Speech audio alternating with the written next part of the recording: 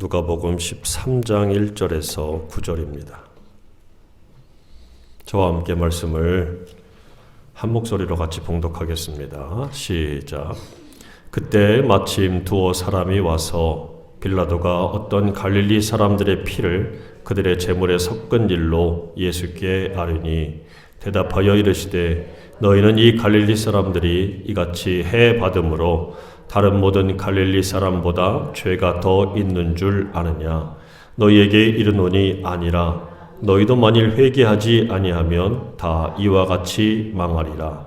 또 실로암에서 망대가 무너져 치어 죽은 18사람이 예루살렘에 거한 다른 모든 사람보다 죄가 더 있는 줄 아느냐? 너희에게 이르노니 아니라. 너희도 만일 회개하지 아니하면 다 이와 같이 망하리라. 이에 비유로 말씀하시되 한 사람이 포도원에 무화과 나무를 심은 것이 있더니 와서 그 열매를 구하였으나 얻지 못한지라.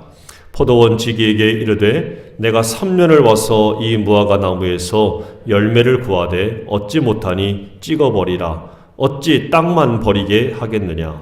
대답하여 이르되 주인이여 금년에도 그대로 두소서. 내가 두루 파고 거름을 줄이니 이후에 만일 열매가 열면 좋거니와 그렇지 않으면 찍어 버리소서 하였다 하시니라.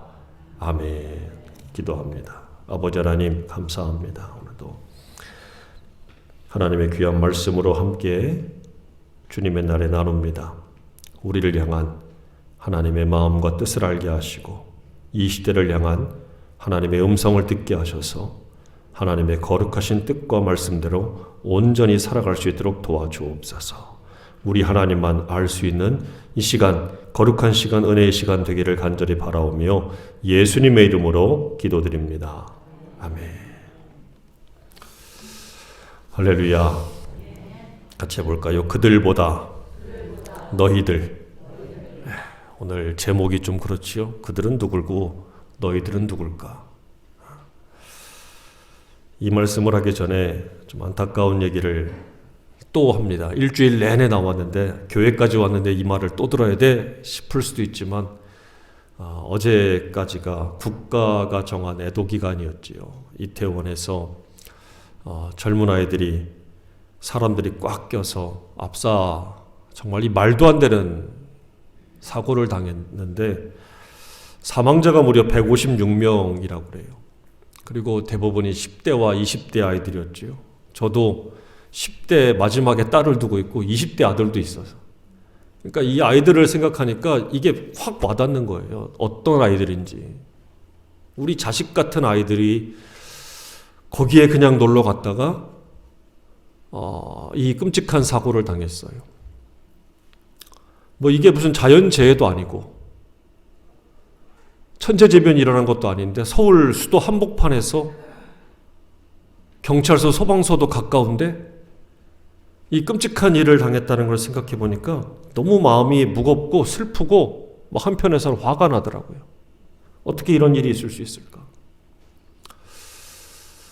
근데 성경에 보니까 이런 말씀이 있습니다. 로마서 12장 15절에 즐거워하는 자들과 함께 즐거워하고 우는 자들과 함께 울라 그랬어요. 지금은 우리가 일주일 동안 울었지만 이 울음은 끝이면 안 돼요. 정말 안타까운 마음으로 그 또래의 자녀들을 둔 그들을 생각하면 너무 마음이 무거워져요. 너무 마음이 무겁습니다. 분명히 함께 우는 거는 울어야 되고 이 원인과 대책 분명히 세워야 돼요. 찾아야 돼요. 왜 이런 일이 벌어졌는지, 어째서 이런 일이 벌어졌는지 이런 일들에 대해서 분명히 찾아야 됩니다. 그리고 다시는 이러지 발생하지 않도록 그 대비책과 방비책도 분명히 정확히 찾아야 돼요. 그냥 얼렁뚱땅 대충 덮어놓을 일이 절대 아니에요.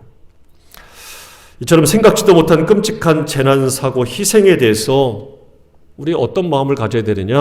아까 말한 대로 즐거워하는 자들과 같이 즐거워하고 우는 자들과 함께 울 수 있는 마음을 우리가 가져야 돼요. 울 수 있는 마음. 특별히 신앙을 가진 우리들은 이런 문제를 볼 때 어떤 마음과 태도를 가져야 될까? 굉장히 예민한 주제이기 때문에 저도 일주일 내내 설교를 준비하면서 굉장히 망설였습니다. 하지만 오늘 이 문제에 대해서 우리가 어떤 마음, 어떤 자세를 가져야 될 것인가에 대한 것은 좀 분명히 한 번은 짚고 넘어가야 되지 않을까 싶어서 이 말씀을 어렵지만 준비를 좀 했습니다. 오늘 누가복음 13장 1절로 9절 우리가 읽은 말씀에 보면 두 가지 사건이 나오고 그리고 여기에 대해서 사람들이 가진 반응과 예수님의 반응이 나와요. 오늘 이 본문의 말씀의 첫 번째 사건은 바로 뭐냐면 1절 말씀에 나오는 것처럼 그때 마침 두어 사람이 와서 빌라도가 어떤 갈릴리 사람들의 피를 그들의 제물에 섞은 일로 예수께 아랬다라고 말합니다. 분명히 있었던 사건인 것은 틀림이 없어요. 정확한 사건이에요. 역사적인 사실입니다. 그런데 왜 이런 사건이 벌어졌는지에 대한 이유나 원인 같은 건 좀 정확히 잘 몰라요. 정확히 잘 모릅니다. 그런데 오늘 말씀을 가만히 보면 여기 이 말씀에 답이 좀 있어요. 말씀을 보면 1절에 보면 이렇게 나오지요. 누가 희생을 당했느냐? 어떤 갈릴리 사람들이 희생을 당한 거예요. 그럼 이게 어디에서 당한 거냐? 장소를 따지면 갈릴리가 아닙니다. 왜냐하면 희생을 당했다는데 그 사람들이 제사를 지내고 있었어요. 그러니까 무슨 제사냐면 하나님 앞에 희생 제사를 드리고 있던 겁니다. 그러니까 희생 제사를 정확히 드릴 수 있을 만한 장소는 어디냐면 예루살렘밖에 없어요. 그러니까 어떤 갈릴리 사람들이 어디에 간 거예요? 예루살렘에 간 겁니다. 예루살렘에 간 거예요. 예루살렘에 가서 거기에서 희생 제사를 드리고 있다가 누구에 의해서? 빌라도에 의해서. 그러니까 정확히 말하면 빌라도가 보낸 군사들이 그 사람들을 죽인 거예요. 근데 그 제사를 드리다가 죽임을 당했으니까 어떻게 되겠습니까? 그 자리에 피가 쏟아졌겠죠. 막 난자가 될 텐데 거기 그 제물에 누구의 피가? 죽은 사람들의 피가 들어갔다는 얘기죠. 그래서 막 제물하고 그들의 피하고 막 시신하고 막 뒤엉켜서 섞였다 그 말이지요. 자, 그런데 2절의 말씀 보면 예수님이 뭐라고 그래요? 대답하여 이르시되 대답했습니다. 너희는 이 갈릴리 사람들이 이같이 해받음으로 다른 모든 갈릴리 사람보다 뭐가 더? 그러니까 이 사람들이 죽었는데 이 사람들의 죽음에 대해서 갈릴리 사람들은 뭐라고 생각을 하는 거예요? 당시 예루살렘 사람들 그렇고 모든 유대인들이 죄 때문이라고 생각한 거예요. 죄 때문에 죽었다. 이 사람들이 뭐 때문에 죽었어요? 죄 때문에 죽었다라고 생각을 한 거예요. 누가? 갈릴리 사람들이. 아니 죽인 건 빌라도와 그 병사들인데 죽은 사람들이 뭐가 많아서? 죄가 많아서 죽었다라고 생각을 했던 겁니다. 여러분 왜 갈릴리 사람들의 죄를 주님이 말씀하실까? 당시의 사람들이 로마가 싫지만 그 사람들의 죄가 더 커서 죽었을 거라고 여겼던 거예요. 한마디로 말하면 뭐냐? 인과응보라는 거지요. 왜?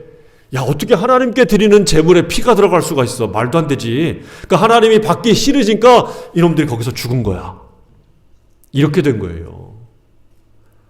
해석이 그럴듯하지만 참 마음이 이상합니다, 이게. 야, 죽은 것도 억울한데 가만히 보면 뭐도 있다는 거예요. 죄도 있다는 거죠. 죄 때문에 죽었다고 그러니까 야, 이게 참 얼마나 두 번 죽이는 일이에요. 두 번 죽이는 일. 자, 그리고 나서 예수님이 또 하나 사건을 말씀하셨어요. 실로암 망대에서 그 망대가 무너지면서 몇 명이 죽었습니까? 18명이 죽은 사건을 예수님이 말씀하셨어요. 자, 이 망대가 무너졌는데 좀 지도를 보면은 여러분께 제가 이게 지도를 보면 실로암이라고 해서 저 남동쪽에 이 연못이 실로암이에요. 저쪽에 우리가 이제 그 소경이 눈뜬 장소이기도 합니다.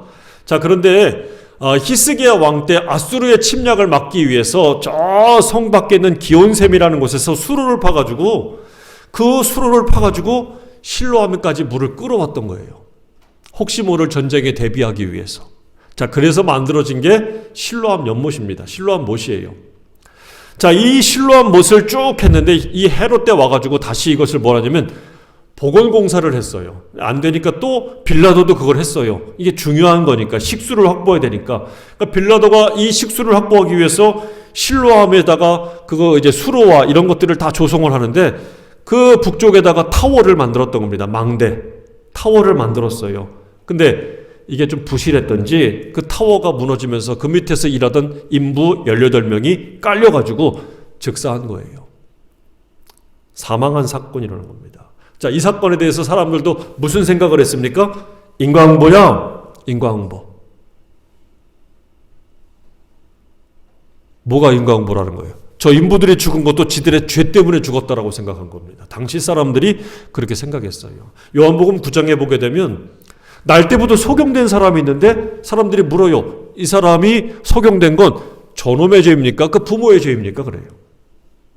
그러니까 이만큼 모든 사람들이 다 안 좋은 건 뭐 때문이다? 이런 생각들이 가득했어요. 죄 때문이라고 하는 것들이. 자, 그런데 왜 이렇게 생각을 했냐면 조금 더 깊이 살펴보면 그래요. 빌라도가 이 수로를 조성하고 파는 이런 모든 작업을 할 때 그 자금을 어디서 가져왔을까라는 거죠. 자금 조달을 어디서 했을까? 왜? 사람을 동원해서 자재도 사야 되고 인부들 임금도 줘야 되잖아요. 근데 그 돈이 필요한데 이게 로마에서 가져온 돈이 아닙니다. 어디서 가져왔느냐? 예루살렘 성전에서 가져온 거예요. 하나님께 예물로 드린 헌금을 빌라도가 야, 여기에 샘 파는 거니까 니네 땅에다 파는 거잖아. 돈 내놔 이거예요. 강도질이죠. 강도질. 그러니까 빌라도는 그걸로 자재도 사고 그 돈으로 가지고 인부도 사고 인부들에게 임금도 지불했던 거예요. 만약에 여러분이라면 어떻게 하시겠습니까?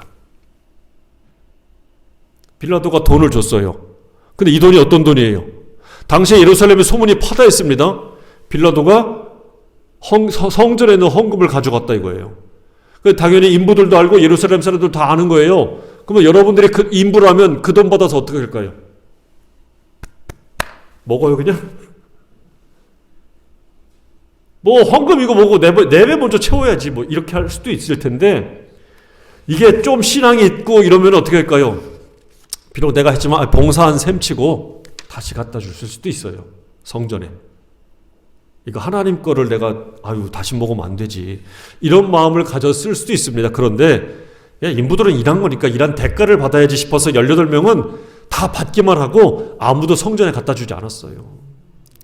자, 이걸 누가 지적했을까? 당시에 예루살렘에 있는 유대인들이 지적한 거예요.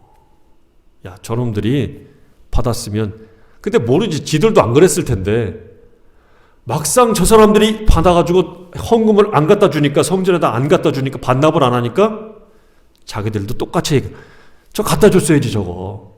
근데 때마침 뭐가 무너진 거예요? 타워가 망대가 무너진 겁니다. 그러니까 사람들이 어허 이거 뭐라고요? 저놈들이 벌을 받았구나. 그럴 줄 알았다. 네, 그럴 줄 알았지. 여러분, 사건이 벌어지면 사람들이 늘 취하는 태도가 바로 이런 거예요. 인과응보라는 거예요. 성전에 돌려주지 않았기 때문에 그 죄 때문에 하나님의 헌금을 가로채서 그들이 죽었다라고 보았던 겁니다. 당시의 유대인들 또 우리의 예전의 사람들도 다 그런 생각을 가지고 있었어요. 모든 게 다 인과응보라는 거예요. 이런 일이 왜 발생했어? 다 그 이유가 있는 거야. 이유가. 그 당시 사람들은 다 죄 때문에 그랬다라고 생각했습니다. 근데 여러분 이걸 참 조심해야 돼요. 아까도 이야기했지만 이건 2번 죽이는 일입니다. 죽은 것도 억울한데 그들의 명예까지 죽이는 이중살해라고도 할 수 있어요. 굉장히 조심해야 될 일이에요. 사람들이 저런 재난이 벌어지고 문제가 생기면 대부분 딱 너무 쉽게 이야기. 거길 왜 갔어? 누가 가라고 그랬어? 아니 그 부모들은 뭐 했어? 안 말리고? 죽은 사람들이 모자란 거, 별 얘기들을 다 합니다. 한 번 죽인 것도 모자라서 2번, 3번씩 막 죽여요. 인격살해, 명예살해, 2중, 3중의 살해들을 막 지금 너무 쉽게 하고 있다는 거죠. 여러분 이거 참 조심해야 돼요. 자, 이 사건에 대해서 이 첫 번째 빌라도가 갈릴리 사람들을 죽인 사건에 대해서 예수님께 말했더니 예수님이 맞아, 그놈들 죄가 많아 죽은 거야 라고 얘기할 줄 알았는데 전혀 다른 말씀을 하십니다. 이 사람들이 예수님께 왜 말했겠습니까? 예수님도 동의해 주세요 이거예요. 예수님도 똑같이 생각하시지요? 이 말입니다. 그런데 예수님이 전혀 다른 말씀을 해주셔요. 3절 말씀 같이 읽어보겠습니다. 시작. 너희에게 이르노니 아니라 너희도 만일 회개하지 아니하면 야, 걔네들이 죽은 건 죄 때문에 죽은 거야 라고 말씀해주면 쉬운데 그 말은 안 해주고 뭐라고요? 아니야. 너희도 만일 회개하지 않으면 너희들도 망해. 여기에 아니라라는 말이 나오잖아요. 이 헬라어로 우키라는 말입니다. 우키. 이게 뭐냐면 부정에 대한 강조예요. 그러니까 아니야 정도가 아니라 야 진짜 아니야. 정말 아니야 이런 뜻이에요. 그러니까 예수님이 저 사람들의 죄 때문에 죽었지요? 아니야 진짜 아니야. 죄 때문에 죽은 게 아니야 이 말이에요. 그러니까 정말 아니라고 부정하시는 거예요. 이 말이 바로 뭘까요? 죽은 그들이 너희들보다 죄가 많아서 죽은 줄 아니? 그거 아니야 이거예요. 죄가 많아서 죽은 게 아니야. 여러분 그럼 상식적으로 생각해 볼까요? 누구의 죄가 더 클까? 빌라도가 죄가 클까요? 죽은 갈릴리 사람들의 죄가 클까요? 네? 죽은 사람들의 죄가 커요? 죽인 놈의 죄가 커요? 빌라도가 군사들을 시켜서 죽였어요. 그럼 빌라도의 죄가 더 크지. 또 하나, 망대를 세우는데 그 성전의 헌금을 가지고 취해와가지고 공사를 막 강행합니다. 인부들이 와서서 그 돈을 받았어요. 인부들의 죄가 커요? 성전의 헌금을 강탈해가지고 공사를 강행한 빌라도의 죄가 커요? 빌라도의 죄가 더 크지요. 공사의 관리 감독을 잘못한 망대 타워 그 건축 그 책임자가 있을 거 아니에요. 그 사람의 죄가 더 클 거 아니에요. 그러면 누가 벌 받아야 돼? 빌라도하고 건축을 했던 그 책임자들이 당연히 벌 받아야 될 거 아니에요. 근데 사람들의 생각은 뭐예요? 죽은 사람이 잘못했다고 얘기하는 거예요. 예수님이 하시는 말씀 아니야 진짜 아니야. 죽은 사람들이 죄가 더 많아서 너희들보다 죄가 더 많아서 죽은 게 아니야 이 말입니다. 여러분 이 말씀을 우리가 좀 생각해 봐야 돼요. 너희들 그러면서 얘기하시죠. 만일 회개하지 않으면 다 이와 같이 망하리라. 이게 알 듯도 하고 모를 듯도 하고 이상한 말씀을 하셔요. 그래서 예수님의 말씀을 깊이 좀 생각을 해봐야 됩니다. 여기에서 중요한 게 바로 뭐냐면 죽은 그들의 죄를 주께서 다루지 않습니다. 그 니네들이 다룰 문제가 아니라는 거예요. 누구의 문제? 그 사람들의 죄 문제를 죽은 그들의 죄 문제 너희가 왈가왈부할 게 아니라는 거예요. 대신에 누구의 죄를 들먹이고 누구에 대해서 말씀하시냐? 살아있는 너희들. 여러분 이거 잘 보세요. 너희에게 이르노니 그들에게 이르노니가 아니에요. 누구에게? 이 말을 나에게 해주는 너희에게 이르노니 너희도 만일 회개하지 않으면 다 이와 같이 망하리라. 죽은 그 사람들에 대해서 너희들이 정죄하고 판단하고 심판하니 그러지 마. 그 너희들 몫이 아니야. 너희들 소관이 아니야 이거예요. 너희들이 뭔데 왜 그 사람들에 대해서 죽은 그들에 대해서 왜 정죄하고 심판하고 죄가 있느니 없느니 유죄니 무죄니 판단하냐 이거예요.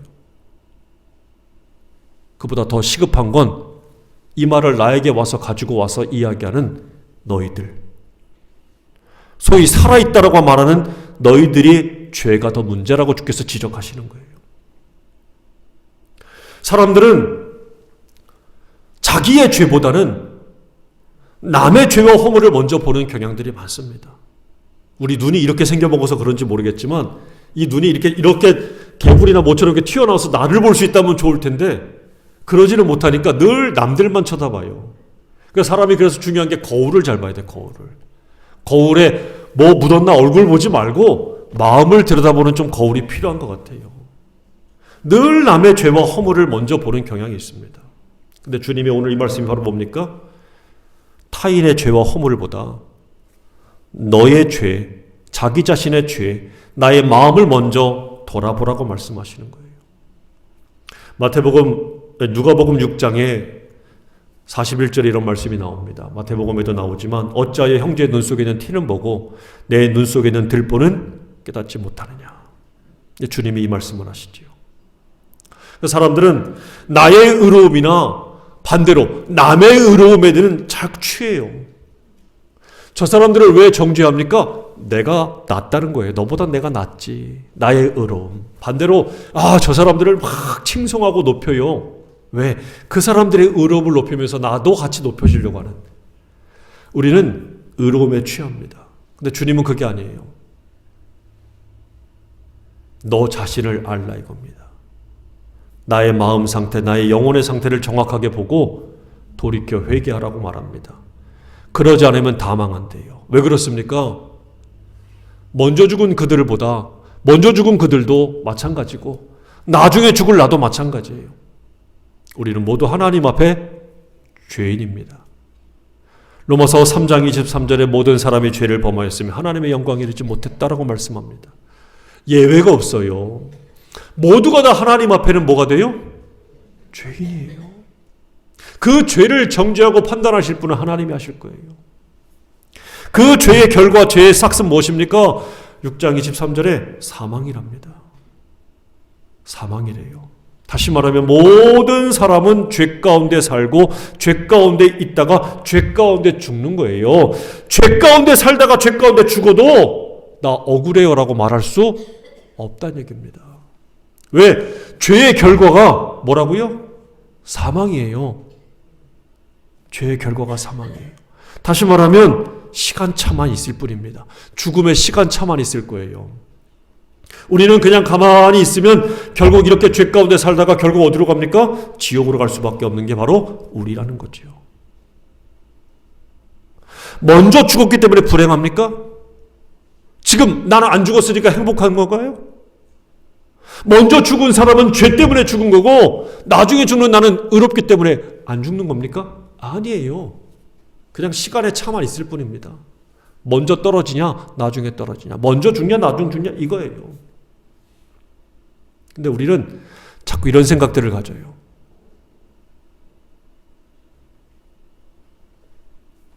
여러분, 바리새인과 세리가 기도했잖아요. 이 바리새인은 세리를 막 소위 죄송해요. 세상 말로 까면서 막 속되게 비난하면서 자기를 막 높여 세우죠.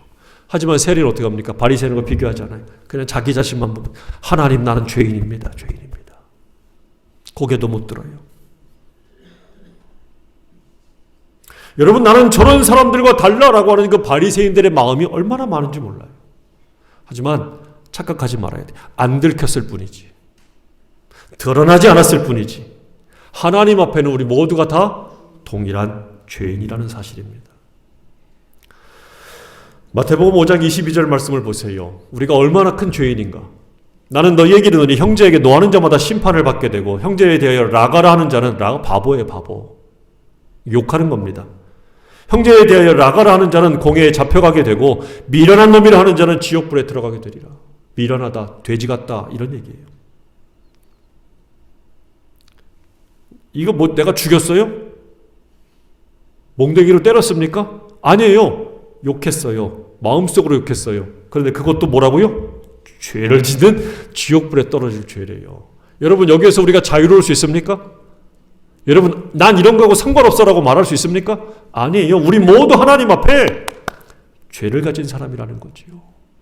그런데 죄인이 죄인을 자꾸 정죄하고 판단하니 하나님 보실 때 얼마나 가소롭겠습니까?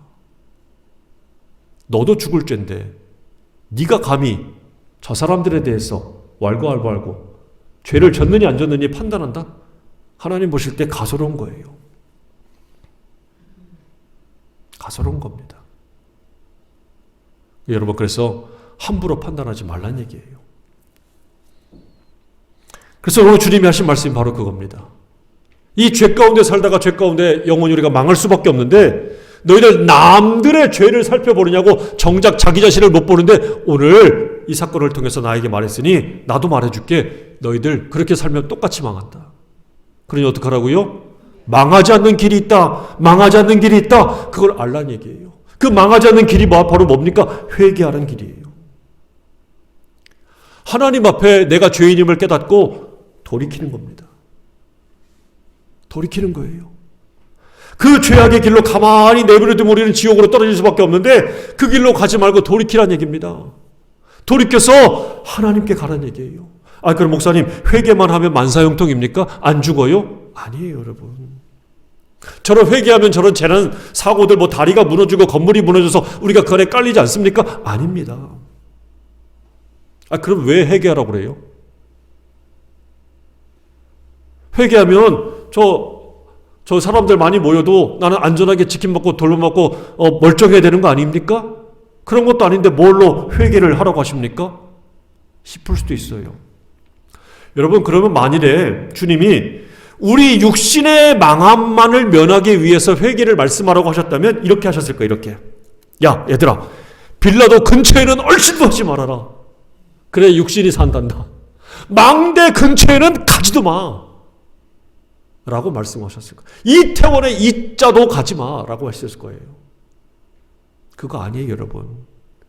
사람이 육신만을 생각하고 주님도 우리의 육신의 안일만을 생각을 하신다면 절대로 회개를 이렇게 얘기 안 하실 거예요.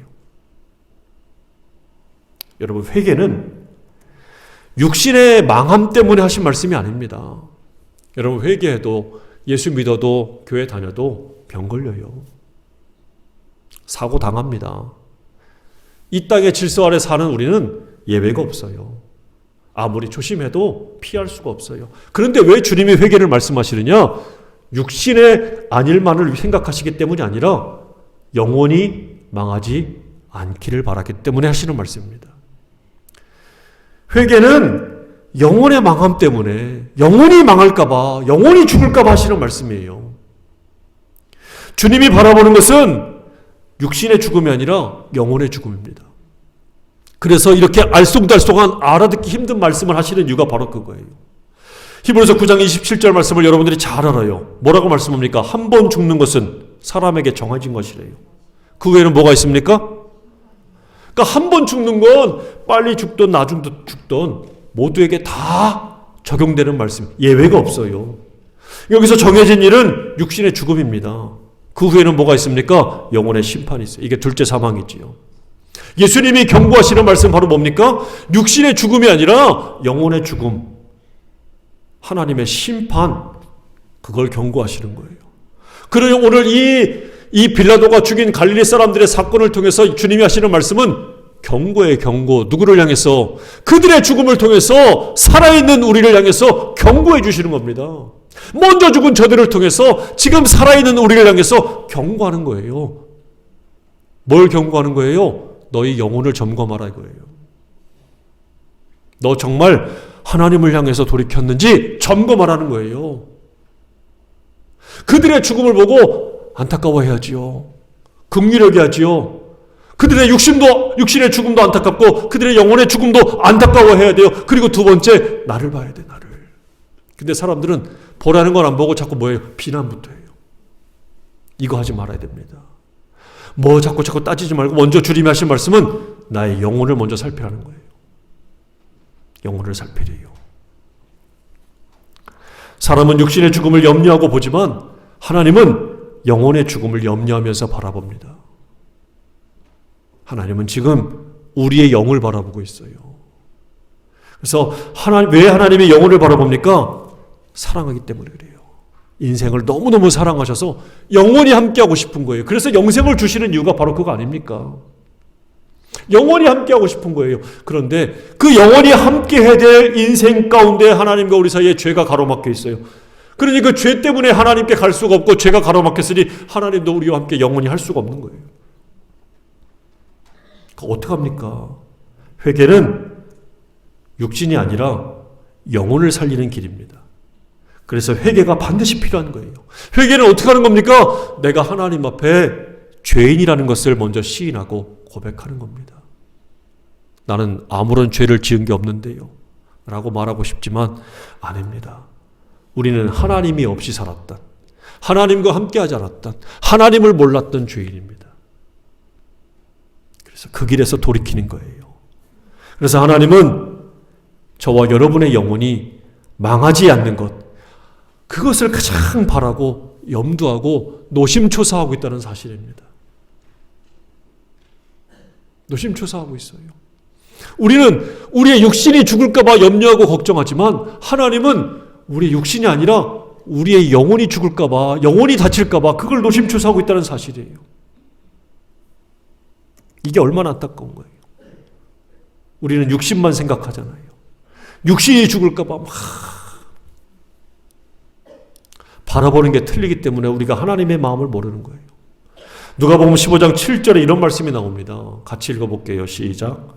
내가 너희에게 이르노니 이와 같이 죄인 한 사람이 회개하면 하늘에서는 회개할 것 없는 의인 99으로 말미암아 기뻐하는 것보다 더하리라. 의인들의 회개한 것을 뭐 회개할 게 없으니까 그냥 그게 뭐 기쁘지 않다 이런 말이 아닙니다. 죄인 한 사람의 돌이킴과 회개가 너무너무 기쁘고 크다는 얘기예요. 왜 죄인의 회개를 주님이 기뻐하실까요? 왜? 함께 할 수 있으니까. 그 영혼과 영원히 함께 할 수 있으니까. 왜? 사랑하니까. 하나님 우리를 사랑해서 영원히 함께 하고 싶은 거예요. 그래서 너무너무 기뻐하시는 거예요. 우리는 그래, 쟤 회개했대. 아 그래? 회개했나 보다. 이렇게만 바라보잖아요. 그러니까 우리의 관심이 정말 영혼에 있냐 이거죠.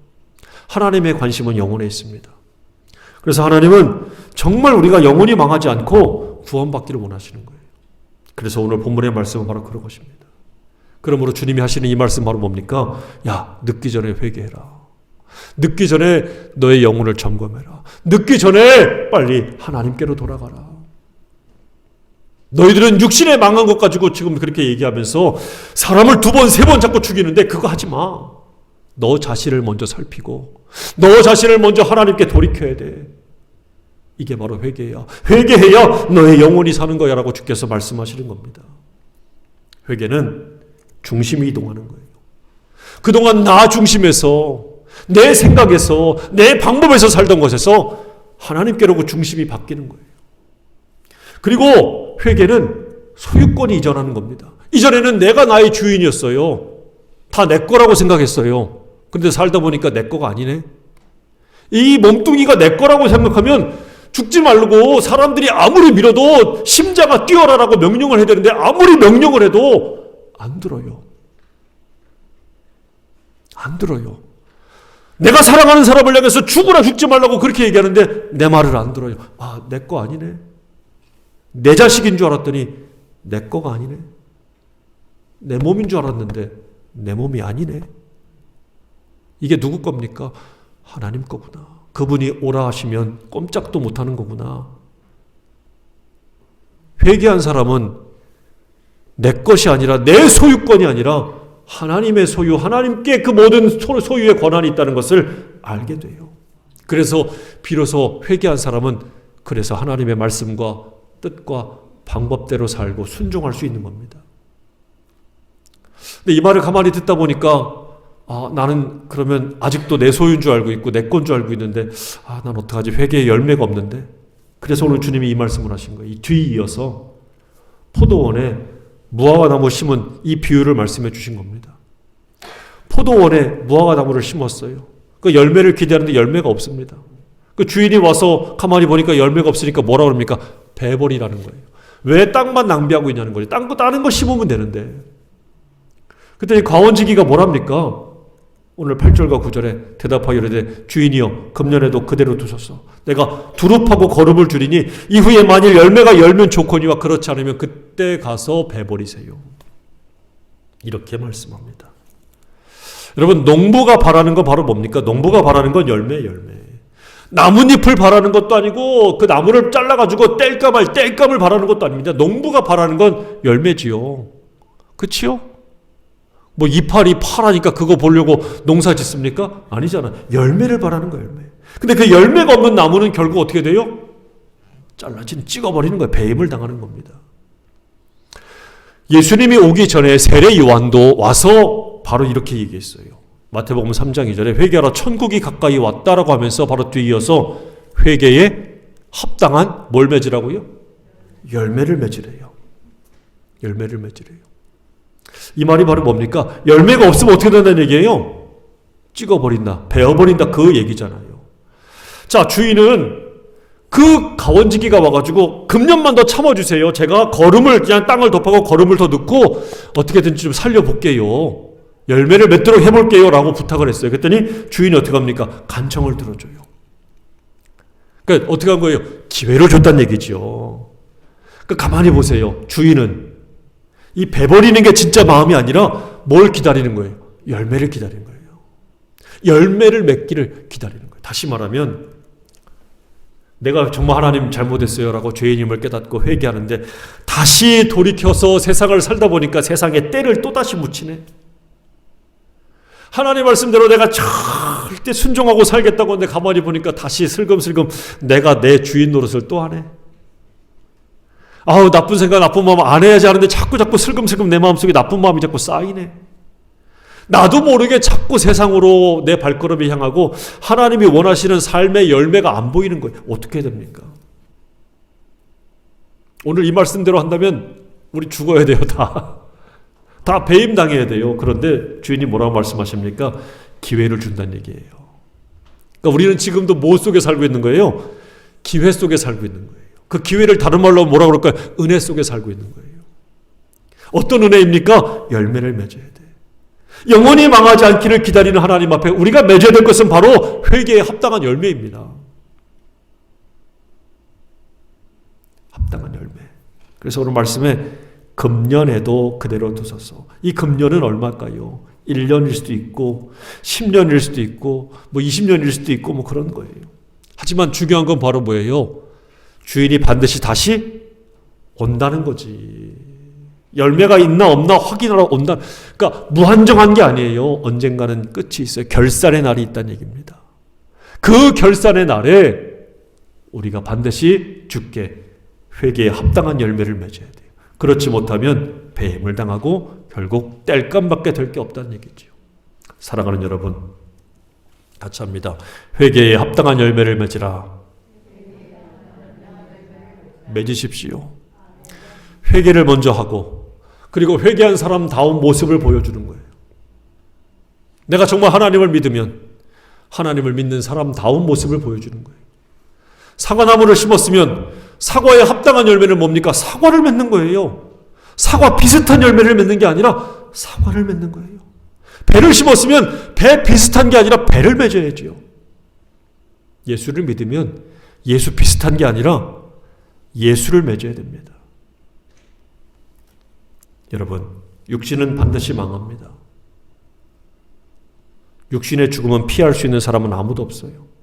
하지만 지금이라도 영혼의 죽음은 막을 수 있습니다. 그것이 바로 회개입니다. 하나님은 저와 여러분의 영혼이 결단코 망하는 것을 원치 않으십니다. 지금도 돌이켜서 빨리 돌아오기를 기다리고 있어요. 사람들은 육신의 죽음만 슬퍼하지만 영혼의 죽음은 생각하지 않고 있어요. 이게 더 안타까운 거지요. 하지만 하나님은 저와 여러분의 영혼을 주목하고 있습니다.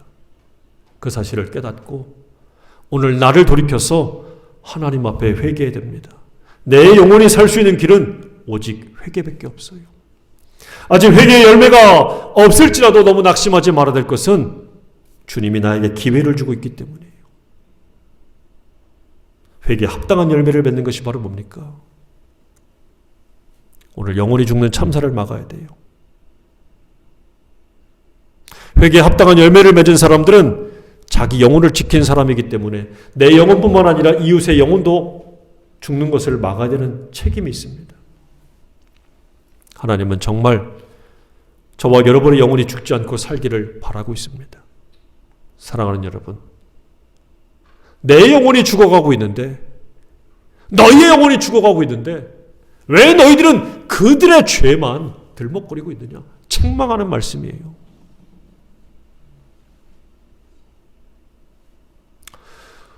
우리는 이 사회적으로 국가적으로 일어난 이 재난에 대해서 슬퍼하고 애통해야 됩니다. 특히 젊은 영혼들의 마음과 유족들의 마음을 헤아리면 너무나도 마음이 아파요. 동시에 그들의 죄나 그들의 허물을 탓하기 전에 오늘 주님 말씀합니다. 너의 영혼도 돌아봐라. 네 영혼은 지금 죽어가고 있지 않니? 너의 영혼은 죽어가는데 왜 그들만 바라보니? 소위 지금 살아있다고 하는 자들아, 너의 영혼을 돌아봐라.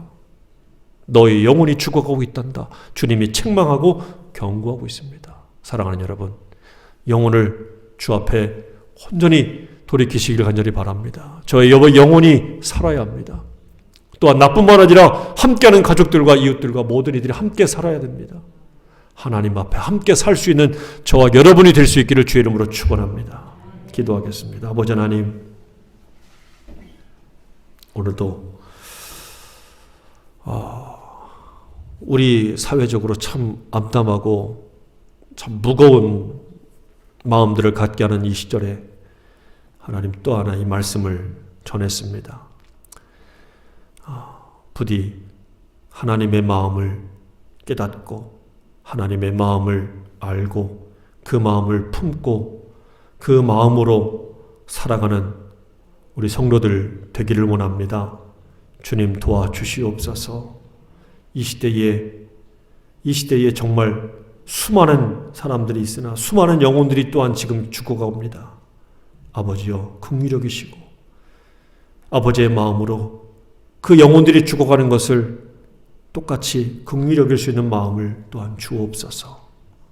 영이 살고 하나님 앞에 올라가 하나님과 영생 복락을 누릴 수 있는 인생 되기를 간절히 바라오며 예수님의 이름으로 기도드립니다.